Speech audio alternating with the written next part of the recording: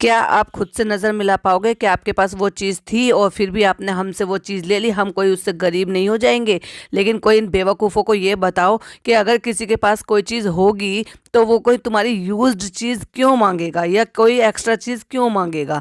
इतनी भी वो भी नहीं है कि मतलब एक तरफ तो तुम इतना बड़ा दिल करके दे रहे हो और दूसरी तरफ इतना दिल छोटा करके लोगों को जता भी रहे हो, उनको दिखा दिखा के उससे कमा भी रहे हो। जितने का आप दे रहे हो ना, उससे ज़्यादा का आप कमा भी रहे हो, और उसके बावजूद भी उन लोगों को ये बातें सुना रहे हो। तो कहीं से भी ये बातें इनको आपको सही लगती हैं? Hi friends, welcome back to my channel. Channel में न्यू है तो चैनल को सब्सक्राइब कर लें और साथ ही साथ बेल आइकन प्रेस कर लें, जिससे कि मेरी आने वाली वीडियो की नोटिफिकेशंस आपको पहले ही मिल जाए। तो डब्बा मैडम अपना व्लॉग लेकर आ गई हैं और उसमें कितनी कितनी कितनी ज़्यादा बहस कर रही हैं, वो चलिए आपको बताते हैं। पॉडकास्ट में एंड तक बने रहिएगा। अब कहने वाली बात यह है कि पहले ही सीन में फनी की बड़ी से बड़ी बेइज्जती दिखाती है। अगर इस चीज़ को चाहती तो ये इस पार्ट को ट्रिम कर सकती थी, क्योंकि सब लोग इतना बैश करते हैं, इतना बोलते हैं, इतने कमेंट्स करते हैं और ये बोलते हैं कि ये नल्ला है, निठल्ला है, बीवी की कमाई पर रहता है, कोई काम नहीं करता है, कोई कमाई नहीं है, कोई कमाई का जरिया नहीं है, उसी की पैसों से ही उसको खुश करता है, उसी के पैसों से ही घर चलाता है, उसी के पैसों से ही अपना खर्चा निकालता है।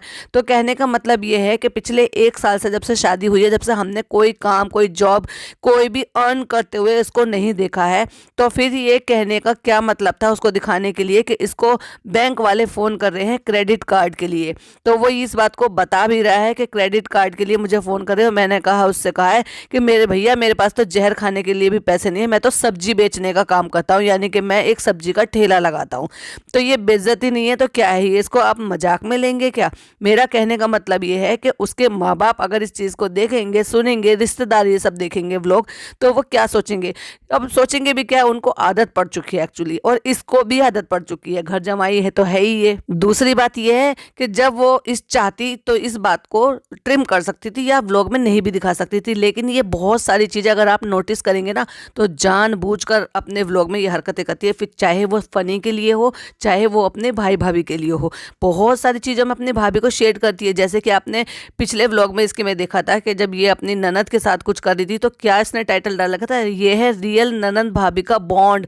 अच्छा, अगर इस टाइम पर तुम इस तरह से अपनी ननद को कंपेयर करके अपनी बॉन्डिंग के बारे में बता रही थी, तो एक बार अपनी भाभी का भी जिक्र कर सकती थी, अपनी उनके साथ बॉन्डिंग का भी बता सकती थी, उन्होंने तुम्हारे लिए क्या क्या किया है वो भी बता सकती थी, उनका नाम भी मेंशन कर सकती थी। लेकिन ये था एक करने के लिए अंदर ही अंदर जो इनकी कोल्ड वॉर चल रही है उसको एकदम हाइड तरीके से बताने का तरीका, क्योंकि ये डब्बा जो ना शुरू से ही यही करती है। अगर आप देखोगे शादी के बाद ये इतनी ज़्यादा बदल गई है कि सिर्फ फनी के अलावा इसको और कोई नहीं दिखाता। ना तो वो भाई नजर आता जिसने अपना एक स्टेटस बनाया है, किसी भी तरह से बनाया हो, हालांकि मैं कभी उनके फेवर में नहीं रहती, वो एक अलग टाइप का अलग ही कैरेक्टर है, और इनकी जो भाभी है वो एक अलग टाइप की अलग ही कैरेक्टर है। वो अपने फील्ड में कुछ भी हो, लेकिन एटलीस्ट इसके लिए तो उन्होंने बहुत कुछ किया है, अपनी जान से ज़्यादा किया है। मेरी प्यारी गुड़िया, मेरी डॉल, तो वाकई इसको प्यारी गुड़िया और डॉल की तरह ही से रखा था।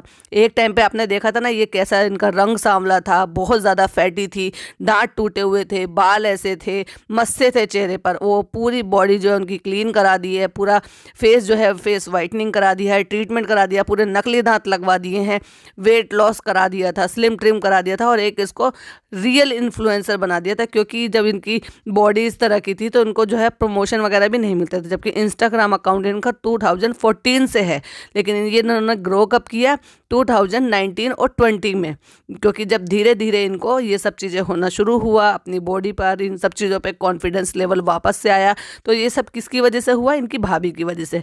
लेकिन रियल बॉन्ड किसका दिखा रही है? जुम्मा जुम्मा 8 दिन शादी के बाद, जिससे सिर्फ 2 बार मिली है, जबकि खुद अपने व्लॉग में बता रही थी कि हम 1 साल बाद मिले हैं, यानी कि शादी के टाइम पर मिले थे और शादी के बाद 1 साल बाद मिले थे। उसी में ही अपनी ननद भाभी का रियल बॉन्ड दिखा रही है। अभी तो देखना वो चोचलेबाजी अब आपको और भी ज़्यादा देखने के लिए मिलेगी जब ये उसी लड़की की शादी में भी जाएंगे। देखिए भाई, वो लड़की जैसी भी थी, हमने उसको देखा था, तो जो दिख रही थी ना एक्चुअली में वो रियल भी थी, क्योंकि हमें कहीं से भी बनावटी बिल्कुल नहीं लगा। लेकिन इस डब्बा को तो हम बहुत अच्छी तरीके से जानते हैं ना, क्योंकि ये बनावटी है, फेक है, झूठी है, और ये क्या करती है, ये नाशुक्री है। ये इसकी भाभी ने इसके लिए इतना कुछ किया, लेकिन अगर एक आध दो चीज़ों में जो भी कुछ कमी रही होगी, जैसे लगी होगी, इसने कोई मौका नहीं छोड़ा उसको बताने का, उसको जताने का। जैसे कि हथफूल वाली बात, जैसे कि खाना बाद में हमें पता लगा था कहीं से कि खाना कम पड़ गया था खाने में, तो कहीं ना कहीं इस बात का भी इसको बहुत इस चीज़ का था कि इसकी कहीं ना कहीं से इंसल्ट हुई। हो सकता है कहीं कहने सुनने को भी मिला हो किसी चीज़ से भी कि भाई वहाँ खाने में शादी में खाना पड़ गया था। इतने ग्रैंड लेवल की शादी करने की क्या जरूरत थी कि जहाँ खाना ही ना मिला हो बारातियों को या लोगों को, और बिना खाना खाए आना पड़ा हो। तो इसको ये सारी चीज़ें शायद ताना भी सुनने के लिए मिला होगा। तो कहने का मतलब ये है कि ये जो है ना दबी आवाज़ में सारी चीज़ें बता देती है। बहुत बातों में आप ऐसे लगेगा इनोसेंट तरीके से बोल दिया, लेकिन इनोसेंट तरीके से नहीं बोलती, पूरी प्रॉपर स्क्रिप्ट लगा के ये अपना पूरा व्लॉग तैयार करती है। और दूसरी बात, ये अभी तो इसने चलो 1 महीने से इसने एडिटर हायर कर लिया, लेकिन उससे पहले ये पिछले 3 साल से अपनी खुद वीडियो एडिट करती थी। एक एक पोर्शन को कट करना, हाइड करना, जिसमें इसको पूरी पूरी रात भी लग जाती थी, 5-5 6-6 घंटे भी लग जाते थे। जो कि फनी कहता बेचारी 4 घंटे से एडिटिंग कर रही है, बेचारी 6 घंटे से एडिटिंग कर रही है। और जो एडिटिंग का जो स्किल था वो बिल्कुल ज़ीरो था। मतलब एक तरीके से उसमें एडिटिंग के नाम पे ये मिस स्पेलिंग गलत लिखती थी, जिसमें जो है ना बहुत सारी पोर्शन जो नहीं दिखाने के होते थे वो पोर्शन भी दिखा देती थी। तो क्या ये ऐसी चीज़ों को, जिसको पता है कि मुझे इस पे बैड कमेंट्स मिलेंगे, क्रिटिसिज्म मिलेगा, तो क्या उन पोर्शन को ये कट नहीं कर सकती जो कि इसी के हाथ में? लेकिन ये मैडम जानबूझकर दिखाती है जिससे कि लोगों की नज़रों में आए और जो मेरा हिडन मैसेज है वो लोगों तक पहुंचे। ओह सॉरी, मैंने तो एडिटिंग बोला, एडिटिंग नहीं होता, ऑडिटिंग होता है डब्बा मैडम की ज़बान में। तो बैंक वाली का जो फ़ोन आया है उससे कह रहे हैं कि मैडम मेरे पास जहर खाने के लिए भी पैसे नहीं है और आपका मुझे बार बार फ़ोन आ रहा है। तो उसने कहा ओके ओके ओके। तो उसने कहा कि वो कह के ये समझ गई इस चीज़ के लिए, कहीं ऐसा ना हो कि सचमुच में जहर खा ले, क्योंकि मैं तो एक सब्जी बेचने वाला हूँ। अब ये देखो, ये इस तरह के जिस लेवल की ये बात कर रहा है, क्या ये इस लेवल की बात ठीक है घर में हो जाती है, मजाक मस्ती करते हैं, आपस में बोलते हैं, बहुत सारी चीज़ें बोल देते हैं, तो क्या ये सारी चीज़ें दिखाना इतने सारे लोगों को, क्या ये सही है आपके हिसाब से? क्या आपको लगता है कि आपकी डब्बा ने जो किया ये बिल्कुल सही किया? इस तरह से क्या ये बेइज्जती नहीं हुई अपने शौहर की? या उसके मन की भड़ास वो निकाल रहा था कि मैं कुछ नहीं कमाता हूँ और लोग मुझे ऐसे कहते हैं, तो या मेरे पास कुछ नहीं है लेने के लिए? बहुत परेशान करते हैं बैंक वाले फ़ोन कर करके। तो ये बेचारा अपना दुखड़ा रो रहा है और वो सारे के सारे घर वाले बैठकर दांत फाड़ रहे हैं। अब वो पता नहीं इस मजाक पर दांत फाड़ रहे हैं या फनी का जो मजाक बन रहा है उस पर वो दांत निकाल रहे हैं और हंस रहे हैं, या फिर इसकी सिचुएशन पर हंस रहे हैं कि आखिरकार ये कैसा हो गया, ना घर का रहा ना घाट का। एक ही चीज को कितना बड़ा उसको हवा बनाना है, ये कोई डब्बा से सीखे। मतलब कहने का ये है कि एक ही कंटेंट, एक ही नाम से, एक ही टाइटल से अगली ने 2 व्लॉग बना दिया है, ताकि ये सब चीजें जो है ना एक जो है हाइप मेंटेन कर पाए और इस चीज को जो है मेंटेन कर दे सके कि जो लोग हैं वो इस टाइटल के नाम से रुके और मेरे जो है ना दूसरे वाले व्लॉग को भी उतने ही ज्यादा एंगेजिंग और इतने ज्यादा व्यू मिले ये देखने के लिए। तो उसमें सिर्फ आई है व्लॉग में दिखाने के लिए कि हम क्या बिजनेस स्टार्ट कर रहे हैं, यानी कि फनी का बिजनेस। मतलब टाइटल है कि फनी क्या बिजनेस कर रहा है क्वेश्चन मार्क। तो मतलब ये हमसे पूछ रही है या हमसे बता रही है? ये उन्होंने एक टाइटल डाला एक व्लॉग में, अगले ही दिन उन्होंने एक और व्लॉग डाला रिवीलिंग आवर न्यू बिजनेस। मतलब कहने का ये है कि पहले व्लॉग में वहां पर गई है और जाके सिर्फ दीवार दिखा के कहा है कि आप लोग गैस करो, क्योंकि लोगों को तो और कोई काम नहीं है, सिर्फ यही काम है कि अब डब्बा क्या करेगी, डब्बा क्या करेगी, डब्बा क्या करेगी, क्या बिजनेस करने वाले हैं। अरे भाई, हम तो अपने पिछले कई सारे पॉडकास्ट में ये पहले ही ऑलरेडी बता चुके हैं। जब ये हैदराबाद गई थी, क्यों हैदराबाद गई थी ये भी हमने बता दिया था। वहाँ मीटअप रख लिया इसने, सारा कुछ कर लिया, वो एक अलग चीज़ थी, लेकिन वहाँ जाने का खास रीज़न क्या था वो भी हमने बता दिया। दिल्ली जाने का बार बार इसका खास रीज़न क्या था वो भी हमने बता दिया था, क्योंकि ये एक तरीके से सो कॉल्ड फूड बिजनेस करने वाले थे।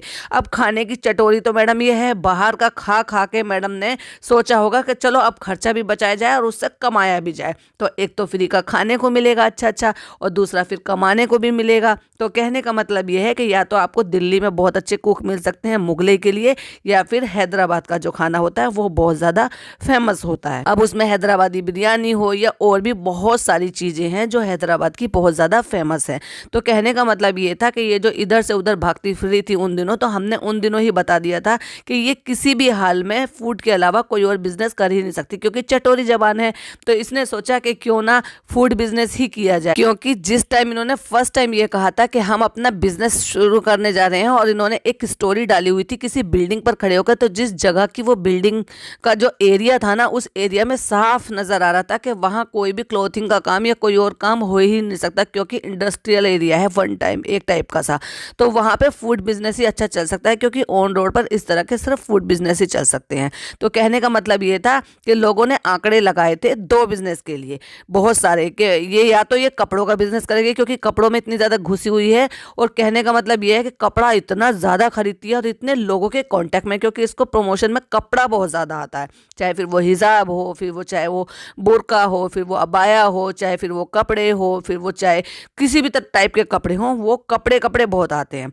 तो कहने का मतलब ये है कि या तो ये कपड़े में जाती या फिर ये फूड में जाती, और 99.9% जो था वो फूड का था, 0.1% जो था वो कपड़ों का था। अब क्योंकि भाई वहाँ हाईवे पे जिस तरह का वो एरिया है उस तरह में कपड़ों का तो होने से रहा था, तो वहाँ फूड का ही हो सकता था। तो ये हमने पहले ही बता चुके थे, क्योंकि इतनी समझ इसमें नहीं है कि लोगों को गैस करा रही हो तो इधर से दिल्ली भाग रही है।